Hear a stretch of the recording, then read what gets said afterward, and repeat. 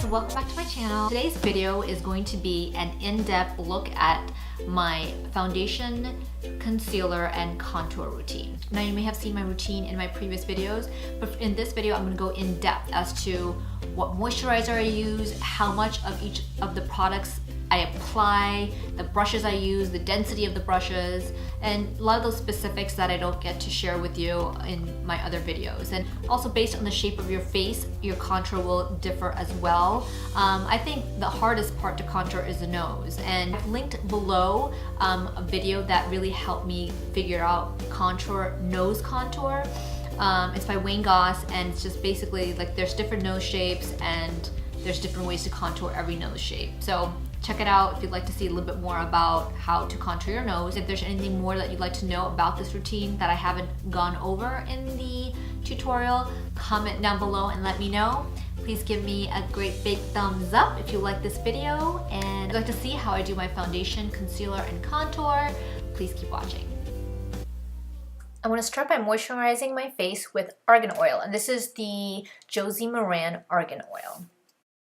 I generally use 2 drops. Sometimes I use a third if my skin is really dry. So depending on how oily or dry your skin is, you can use more or less. I'm going to rub it together in my hand and then pat this into my skin. I like to do this extra step of using the skin smoothing cream from Dermalogica. It's a moisturizing cream, but it's also a little bit more mattifying. Since I'm using an oil to moisturize, I like to top that off with this cream because it's moisturizing, but it just kind of helps that argan oil settle into my skin better. Then I'm going to go in with primer, and this is the Benefit Professional Primer.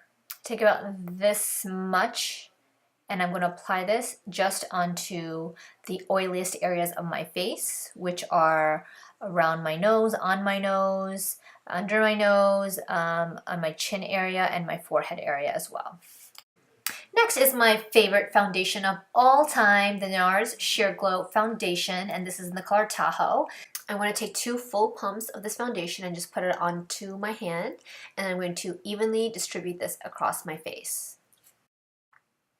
The foundation brush I'm using is a Morphe M439, and as you can see, it's very dense, which is why I like to use this for foundation. Another good option is using a beauty blender. This is a very popular option for concealer and foundation application. I feel like it picks up too much of the product, so that's why I prefer using a brush. So now I'm just going to go in with the brush and in patting motions, and this concentrates the foundation that I put onto my face in the areas that I want it, where I feel like if I swipe it, it's moving the foundation across and around, and it's not going to be as even, and it's not going to look as full coverage. So this is my favorite way to apply foundation.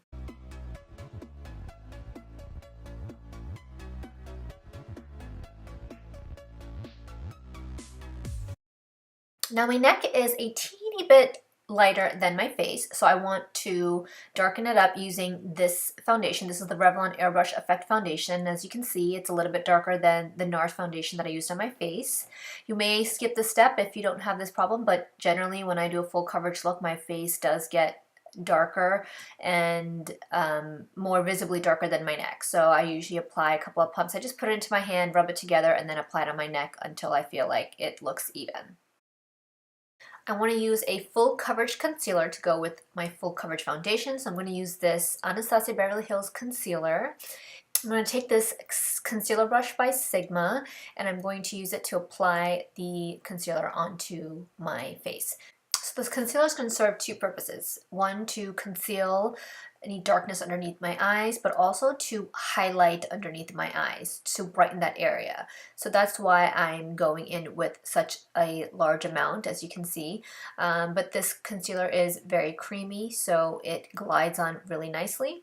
I'm also going to put more of this concealer in any areas that I feel is dark and that I want to brighten up a little bit. And then I'm going to add concealer to my chin and onto my forehead to balance out the highlight across the center of my face. And now I'm going to show you how I contour my nose. I'm going to take the concealer and I am just bringing it down my nose in a straight line. And then I have a small dent on the right side of my nose, and so I'm going to apply extra concealer on that dent. I do that because I want to highlight the shadow that was created by the dent, so that way it will seem as though there's no dent. I suggest using a beauty blender or a brush to blend out your concealer. I like to use a brush and I like to spray on some MAC Fix Plus just so that it is a little bit wet, which is going to help the concealer blend out easier, especially because this is a full coverage concealer. If you use a beauty blender, you want to use the pointed side so that you can get into that corner underneath your eye, and you want to use it damp. So I would run it under water, squeeze out the excess water, and then put it into a towel, like a paper towel or just a towel, and then squeeze it again just to make sure you got out all of the excess water, because you just want it to be damp, not soaking wet.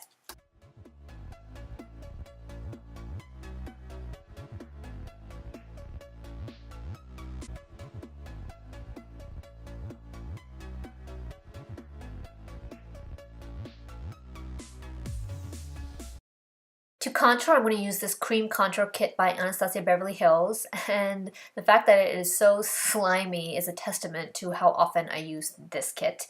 You can also use a foundation stick. This is the Maybelline Fit Me foundation stick. It's also a really nice alternative. I'm going to use the Morphe brush. I will link the details down below in the description box. So when I apply my contour, I start by placing it at the top of my ear, and then I angle it toward the outer corner of my mouth, but I don't want to take the line past the end of my eyebrow. And the amount of the contour cream, to me, is something that is going to be a personal preference. So I would start off by applying a little bit, and then if you want a darker contour or more visible contour, then you can just apply more of the contour cream. I also apply a little bit right underneath my bottom lip, and as you can see, there's already a shadow there, so this is just going to create a darker shadow and make your lips look a little poutier. I use a buffing brush in order to blend out the contour, and this is the Buffer Brush by Makeup Geek. You can use your foundation brush as well. This brush I actually first purchased as a foundation brush, but I've since then just been using it to buff out my contour. So as you can see, I'm using circular motions and I'm buffing upward. I don't want to buff downward below where I drew the line. I want to brush it out, upward and outward toward my hairline.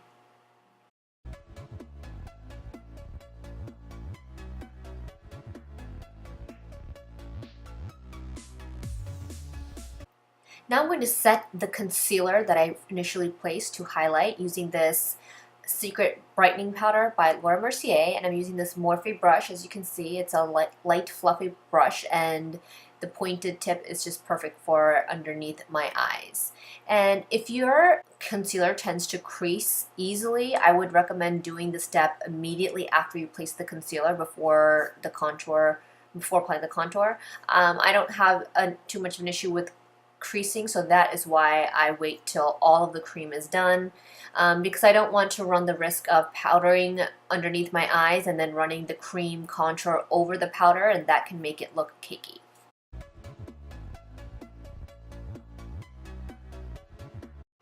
To set the contour, I'm going to use this mineralized powder by MAC. As you can see, it's a very light powder. So I'm using this powder and I'm using this brush by Morphe, the E3, and it's a large, dense but fluffy brush, and it's perfect for setting the contour area. And I'm using this powder versus the Secret Brightening Powder primarily because that white powder can leave a little bit of a white cast. It's perfect enough for the under eye though, because that white cast actually is more brightening and it doesn't look ashy. So that's why I like to use it under my eye. But I like to add a little bit of color over my contour, so that's why I use this powder. And this mineralized powder, it's just the perfect amount of color. It's not too much, it's not too little, so that's why I love to use this mineralized powder. And this is in the color medium deep. This final step is absolutely optional. I am using the NYX Matte Bronzer to darken up my contour, and I essentially want to look darker and more bronzed. I'm using the same brush that I used to set my contour.